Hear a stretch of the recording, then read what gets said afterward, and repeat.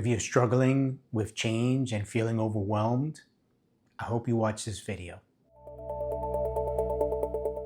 I worked in hospice for a couple of years. Hospice is end-of-life care. That's where medicine and medical care can't really do anything else for you. It can only provide you the comfort that you need in the end stages of your life. And as the saying goes, no one at the end of their life said, "I wish I would have worked harder." But I did deal with a lot of people who had regrets about relationships that were not fulfilling and their inability at this end stage of life where they couldn't have the relationship that they really wanted with a loved one, with a partner. And I also met people that had regrets about the path that they chose in life and still confused about where they went wrong. And so we have to think about now as we're dealing with change, whether it's forced upon us or whether we have to make that change, we should be thinking about a shift in perspective on how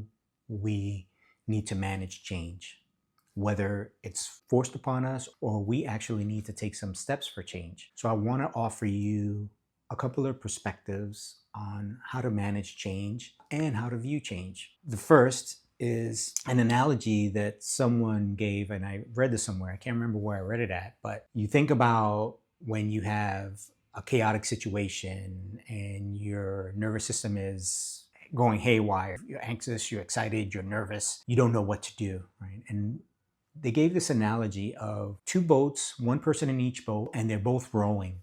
And one person loses an oar, so that person gets away from the other person. So one way to help yourself and each other stabilize and calm down during chaos, during change, is to row towards that person, right? You want to go over to that person, be able to reach out, grab that boat. That person reaches out, grabs your boat.